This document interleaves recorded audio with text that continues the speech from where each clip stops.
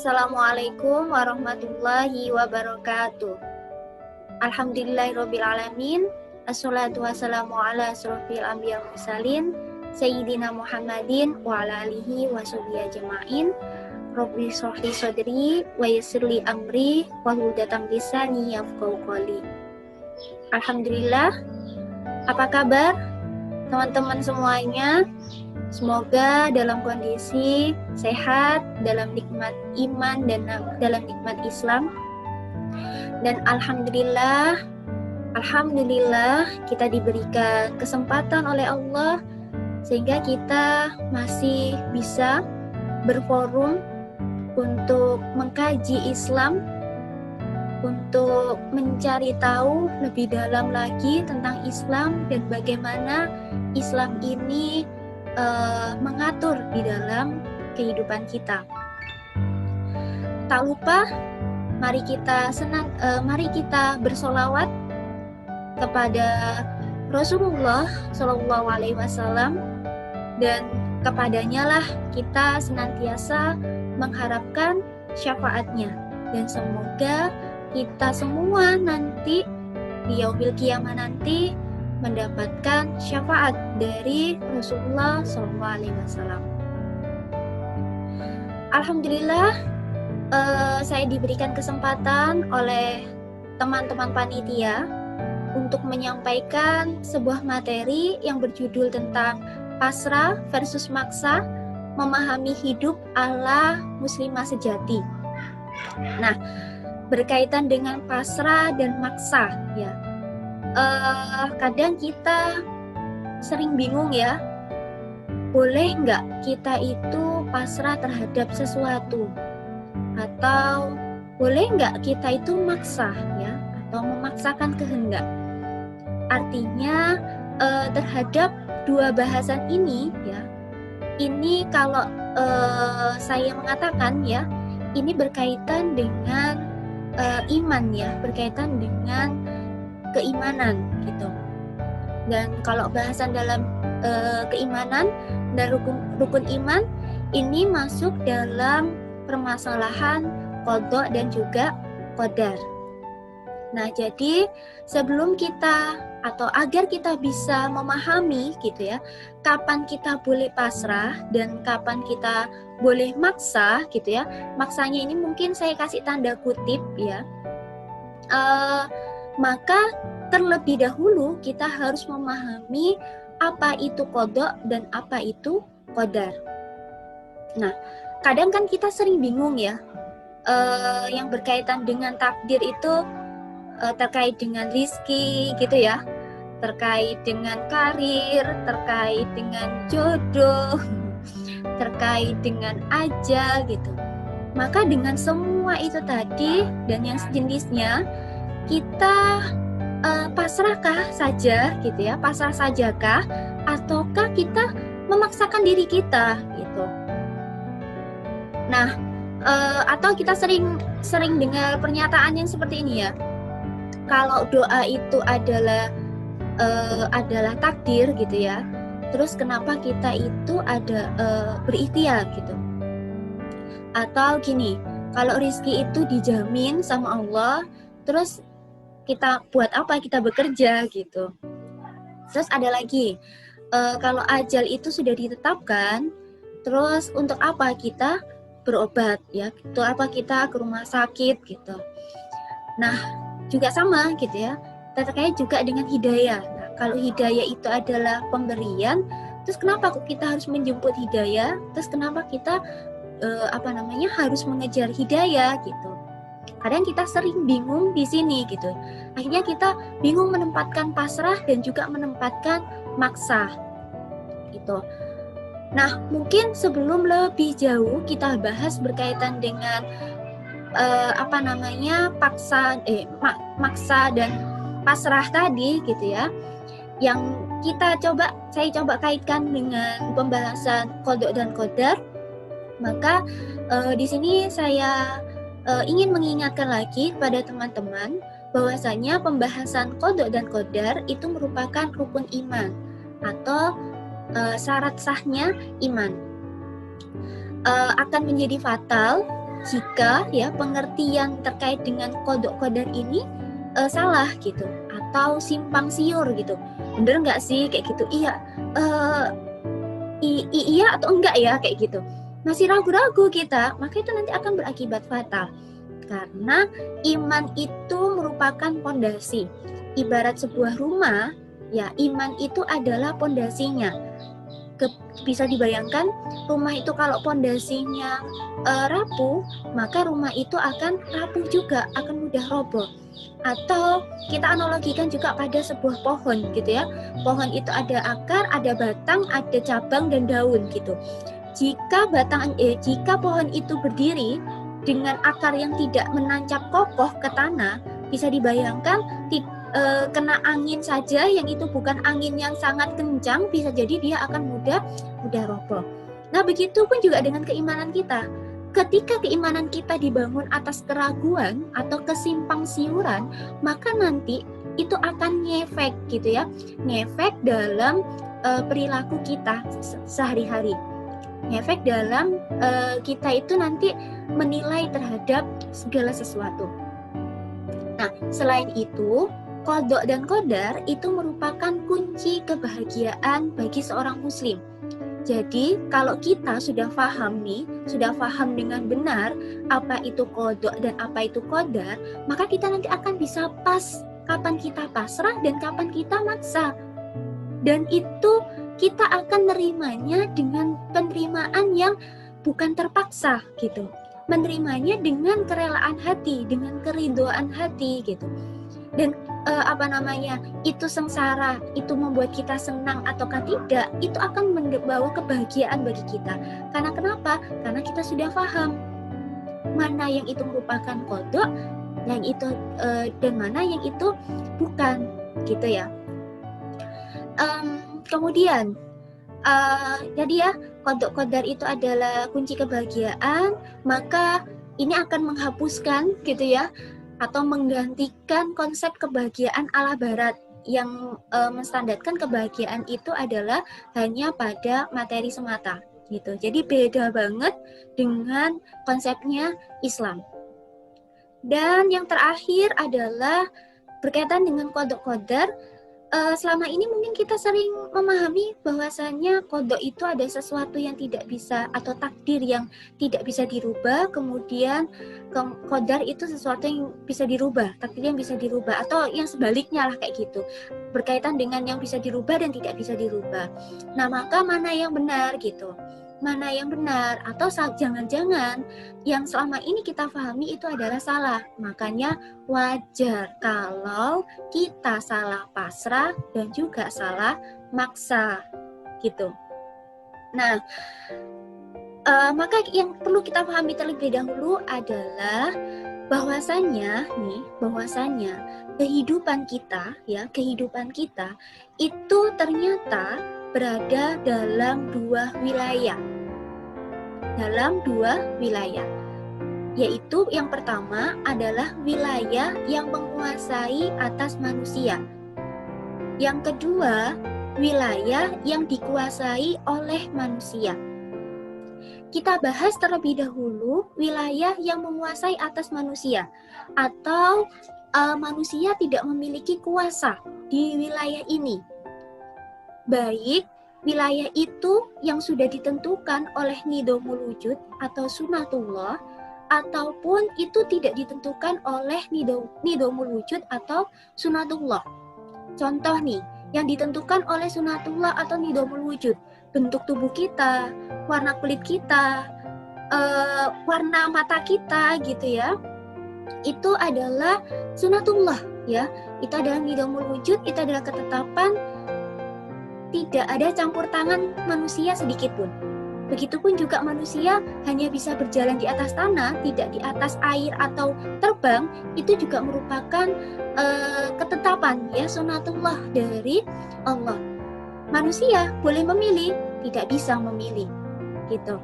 Kemudian dia hadir di dunia ini gitu. Kemudian dia dilahirkan di tengah-tengah keluarga yang muslim atau non muslim, itu adalah ketetapan dari Allah. Kemudian di wilayah masih di wilayah yang menguasai atas diri manusia, akan tetapi tidak ditentukan oleh nidamul wujud atau sunatullah gitu. Yaitu apa? Contohnya adalah kecelakaan gitu. Tentu kan tidak direncanakan kecelakaan itu, tapi misalkan kecelakaan sampai akhirnya membawa cacat atau sampai membawa kematian gitu ya, yaitu adalah di luar kuasanya manusia. Nah, karena di luar kuasanya manusia atau di wilayah yang menguasai atas manusia, inilah yang disebut dengan qada gitu. Nah, qada atau ketetapan yang di wilayah yang dikuasai di wilayah yang menguasai atas manusia gitu ya, maka manusia tidak akan dihisab, tidak akan dimintai pertanggungjawaban oleh Allah nanti di akhir di yaumil kiamah gitu. Karena kenapa? Karena di wilayah yang menguasai atas manusia. Bisa difahami ya teman-teman? Ya, semoga bisa difahami. Kemudian di wilayah yang dikuasai oleh manusia. Nah, di wilayah yang dikuasai oleh manusia, maka manusia ini bebas memilih. Manusia memiliki pilihan. Dia mau bersikap islami ataukah tidak, dia mau menjadi orang yang taat atau menjadi orang yang maksiat, itu adalah pilihannya manusia. Gitu. Maka di wilayah yang dikuasai atas manusia ini tadi ya, karena manusia punya pilihan, maka manusia nanti di yaumil hisab nanti akan dihisab gitu. Akan dihisab, maka setiap amalan di dunia ini akan mendatangkan pahala ataukah akan mendatangkan dosa. Maka akan ada surga dan neraka sebagai balasannya. Bisa difahami teman-teman? Oke. Kemudian qadar. Nah, kalau tadi kan sudah dibahas tentang qada. Kemudian wilayah yang dikuasai oleh manusia. Oh ya, di wilayah yang dikuasai atas manusia ini bukan qada ya teman-teman. Ini adalah wilayah yang berbeda. Ini adalah wilayah ikhtiar gitu tadi ya. Karena kan ada pilihannya manusia, inilah ikhtiar, wilayah ikhtiarnya manusia. Di ikhtiar inilah yang dia nanti akan dihisab dan akan dimintai pertanggungjawaban oleh Allah nanti. Gitu. Jadi tidak ada kaitannya dengan qada. Kemudian qadar itu apa? Lalu qadar itu apa? Gitu. Nah, qadar itu adalah pemberian. Jadi qadar itu adalah pemberian oleh Allah kepada makhluk-makhluknya gitu, atau kepada benda-benda. Contoh, pada manusia itu ada naluri dan juga ada kebutuhan jasmani. Timbul rasa lapar, kemudian rasa cinta. Nah, cinta ya kepada sesuatu, cinta kepada ibu, kepada keluarga, atau kepada lawan jenis, apakah dosa? Tidak, karena itu adalah fitrah. Nah, itu adalah pemberian dari Allah. Nah, akan tetapi ada catatannya, gitu ya. Akan tetapi qadar, gitu ya. Qadar ini adalah potensi tadi ya. Potensi itu memiliki dorongan, gitu ya. Dorongan, artinya dia akan menimbulkan dorongan. Misalkan rasa cinta tadi ya, suka kepada lawan jenis, mendorong manusia. Bagaimana cara manusia tadi memenuhi rasa sukanya? Dengan cara pacaran ataukah dengan cara menikah? Gitu. Nah, akan tetapi qadarnya sendiri itu tidak akan dimintai pertanggungjawaban oleh Allah. Yang dimintai pertanggungjawaban oleh Allah itu adalah bagaimana kita memenuhi rasa cinta tadi, dan bagaimana kita memenuhi rasa lapar kita tadi. Makannya yang kita makan itu makanan yang halal ataukah makanan yang haram gitu. Kita mencari makanannya itu dengan cara yang halal atau dengan cara yang haram, itu adalah pilihan manusia. Maka itu nanti masuk di dalam wilayah yang dikuasai oleh manusia gitu. Akan tetapi qadarnya sendiri itu sama seperti qada, yaitu ada sama-sama ketetapan. Kan tapi kalau qada tadi adalah ketetapan pada suatu kejadian, sedangkan kalau qadar itu adalah ketetapan potensi gitu. Potensi yang diberikan oleh Allah kepada manusia atau makhluknya gitu ya, atau pada benda. Kalau benda contohnya misalkan pisau gitu ya. Pisau itu punya potensi apa? Memotong gitu. Nah, dia nanti digunakan untuk memotong tangannya manusia, atau digunakan untuk memotong tubuhnya manusia, ataukah mau memotong wortel, itu berada pada kehendaknya manusia. Tetapi apakah pisau itu tadi yang dia punya potensi untuk memotong, itu yang nanti akan dimintai pertanggungjawaban? Enggak. Tapi manusialahnya tadi yang akan dimintai pertanggungjawaban. Sama, bukan cintanya yang ditanya sama Allah, tapi bagaimana kita mewujudkan rasa cinta tadi dengan cara yang benar atau dengan cara yang salah, itulah yang nanti akan dimintai pertanggungjawaban oleh Allah. Nah, maka kita coba kaitkan dengan pasrah versus maksa. Nah, di wilayah manakah kita harus pasrah? Di wilayah yang menguasai atas diri manusia. Tadi, kita tidak bisa memilih bentuk warna tubuh kita, gitu ya. Kita dilahirkan di daerah Indonesia, yang lainnya di daerah Amerika, di daerah Korea, itu kita tidak bisa memaksa. Maka kita syukuri saja, ya pasrah saja gitu. Imani saja gitu. Kemudian ya kita harus terima gitu. Nah, maka di wilayah inilah yang di wilayah yang Allah tidak akan meminta pertanggungjawaban atau tidak ada hisab, di sinilah yang kita harus pasrah. Kita harus pasrah, kita harus ikhlas, harus kita imani. Kalau kita tidak imani, maka nanti ada yang cacat dengan keimanan kita. Berarti keimanan kita belum sempurna. Begitupun dengan qadar ya. Jadi misalkan, kenapa kok ada rasa cinta, akhirnya aku tersiksa dengan cinta ini, kayak gitu.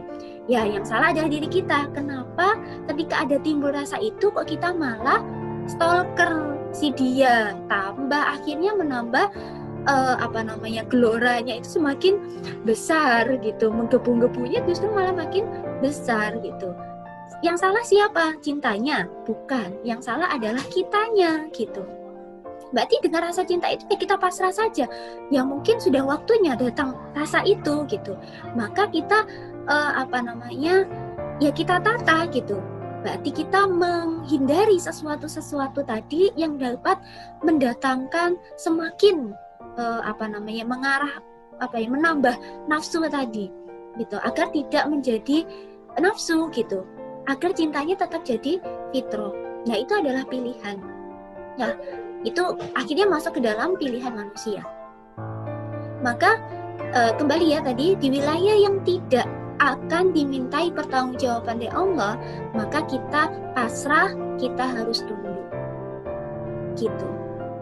Nah, kapan kita harus maksa? Kita harusnya maksa di wilayah yang dikuasai oleh manusia. Karena kenapa? Kita dimintai pertanggungjawaban oleh Allah gitu. Kita akan dimintai pertanggungjawaban, kita itu akan ditanya atas segala apapun yang kita lakukan selama kita itu di dunia gitu. Kita ngapain aja, waktu kita itu kita habiskan untuk apa? Nah, maka seharusnya kita maksa di situ. Tetapi kita pas tadi kita sudah ikhlas dengan, kita nggak usah fokus gitu ya. Kita jangan gagal fokus dengan sesuatu yang Allah tidak akan memintai pertanggungjawaban. Tetapi seharusnya kita fokus pada sesuatu yang akan dimintai pertanggungjawaban. Apa saja? Banyak gitu. Kita mau milih kita memaksa diri kita untuk taat ataukah kita ikhlas dalam kemaksiatan, itu adalah pilihan manusia gitu. Nah, maka coba saya juga kaitkan dengan pemahaman terkait dengan doa ya. Kalau doa itu adalah kita bisa memilih ya. Doa itu adalah pilihan gitu. Kita mau berdoa ataukah tidak, karena doa itu adalah merupakan ibadah. Doa saja gitu ya, itu merupakan ibadah dan kita akan dapat pahala. Maka ketika di dalam suatu aktivitas itu terdapat pahala atau dosa, itu adalah free will. Itu adalah pilihan manusia. Pilihan manusia. Nah, akan tetapi nanti terkait dengan dikabulkannya doa ataukah tidak, itu merupakan qada.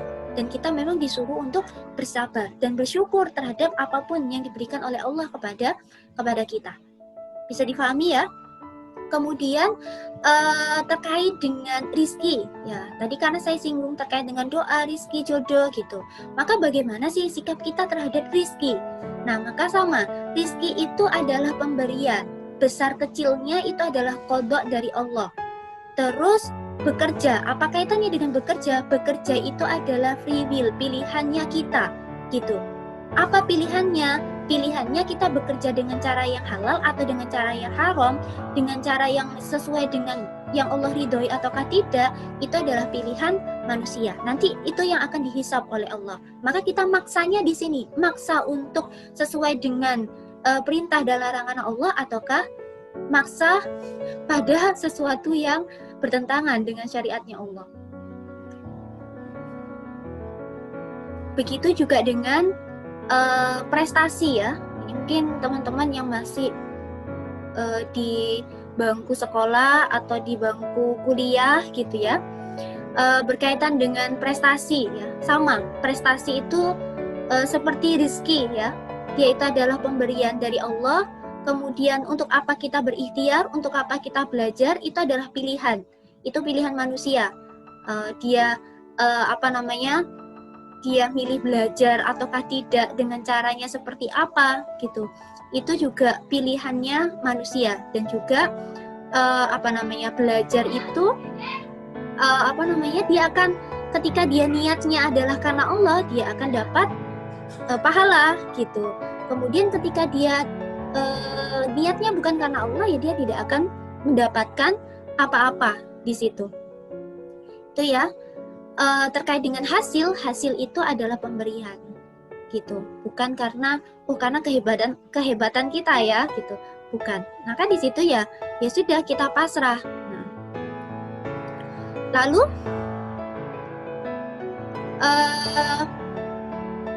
jodoh gitu ya, karena kalau hari ini lagi musimnya uuan gitu, jadi mungkin banyak yang terpengaruh akhirnya dengan uuan hari ini.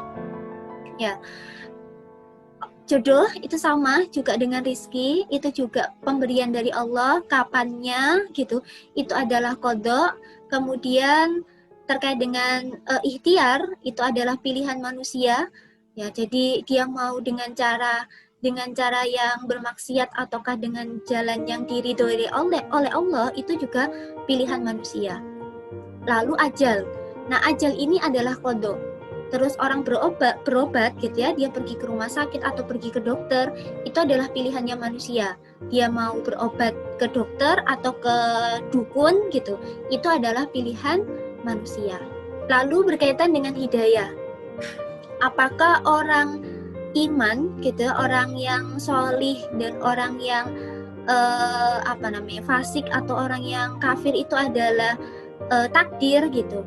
Nah, itu adalah pilihan. Memang tadi saya katakan ya, kalau dia lahir di tengah-tengah keluarga muslim atau kanon muslim, itu merupakan ketetapan, itu merupakan qadha. Akan tetapi setelah itu, ya itu bukan qadha lagi. Artinya Allah kan memang berikan manusia ini adalah berupa akal gitu. Nah, maka disitulah nanti akan dimintai pertanggungjawaban oleh Allah. Dia mau mencari hidayah ataukah tidak gitu. Mengikuti hidayah ya, pertama diberikan petunjuk gitu ya, kemudian dia mau mengikuti petunjuk itu ataukah tidak, itu adalah pilihan manusia. Maka dari sini ya kita coba simpulkan, kita kaitkan juga dengan judul kita di awal berkait dengan pasrah versus maksa. Maka kita jangan gagal fokus ya. Saya katakan tadi, kita jangan gagal fokus. Kita jangan gagal fokus pada sesuatu yang tidak akan dimintai pertanggungjawaban oleh Allah. Pada sesuatu yang tidak dimintai pertanggungjawaban oleh Allah, maka kita harusnya iman, dan iman itulah yang membuat kita pasrah, ikhlas gitu ya. Pasrahnya bukan karena pasrah ya gitu saja, bukan, tetapi pasrahnya kita karena paham kenapa kita pasrah, karena itu merupakan keimanan kita gitu. Kemudian kita harusnya adalah sekarang fokus pada sesuatu yang akan dihisab oleh Allah, dan kita harus nih memaksa diri kita agar ya kehidupan kita ini sesuai dengan yang Allah mau, yang sesuai dengan perintah dan larangan Allah. Disitulah nanti akan ada dosa dan juga ada pahala, dan sebagai balasannya nanti ada siksa neraka dan ada kenikmatan surga gitu. Karena kita telah diberikan oleh Allah 2 jalan. Kita disuruh milih mana, ibaratnya kayak gitu ya. Allah menyampaikan di dalam surat Asy-Syams ayat 8, Bismillahirrahmanirrahim, fa'alhamaha fujuraha wa taqwaha. Maka Allah telah mengilhamkan kepada jiwa itu, yaitu jalan kefasikan dan jalan ketakwaan. Ini pilihan manusia, dia mau pilih fasik ataukah dia mau pilih takwa. Nah, ini yang harus kita fokus gitu ya, dan memaksa diri kita gitu. Lalu kalau pernah dengar nih, bagaimana dengan Lauhul Mahfud gitu. Nah, sama. Lauhul Mahfud ini atau catatannya Allah itu adalah sesuatu yang tidak bisa kita jangkau atau tidak bisa dijangkau oleh akal manusia, atau di luar jangkauan manusia. Maka apa yang harus kita lakukan? Imani saja bahwasanya Lauhul Mahfud itu ada. Ya, catatan Allah itu ada. Cuma kita nggak usah pikirkan gimana Allah mencatatnya, atau siapa yang dicatat oleh Allah yang menjadi jodohku, nggak usah kita pikirkan.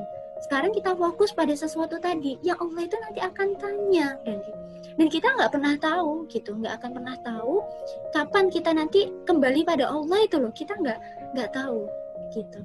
Dan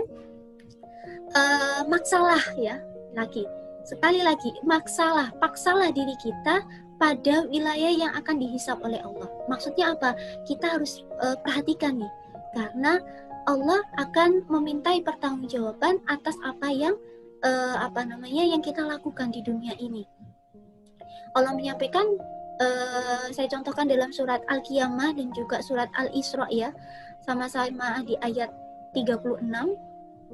Kalau surat Al-Qiyamah yang artinya adalah, apakah manusia ini mengira bahwa ia itu akan dibiarkan begitu saja tanpa ada pertanggungjawaban gitu.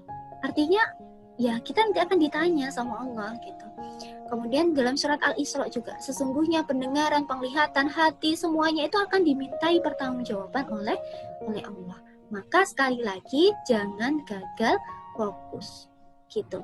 Pada sesuatu yang tidak ditanya sama Allah, kita pasrah saja gitu. Kita seharusnya fokus pada sesuatu yang nanti akan dimintai pertanggungjawaban oleh Allah. Insya Allah itu semoga bermanfaat untuk teman-teman yang ada di kajian Nasihat Diri Surabaya. Kurang lebihnya saya mohon maaf. Mungkin kalau ada pertanyaan, kita kembali ke forum grup WA. Saya buat video ini tujuannya agar memang memudahkan teman-teman, karena supaya tidak terlalu panjang membaca materi, mungkin juga supaya mudah dipahami oleh teman-teman, maka saya buat video materi ini. Semoga bermanfaat. Kurang lebihnya saya mohon maaf. Jika mau diskusi kita lanjut di grup WA. Jika tidak cukup, nanti bisa diskusi pribadi di nomor WA saya. Wassalamualaikum warahmatullahi wabarakatuh.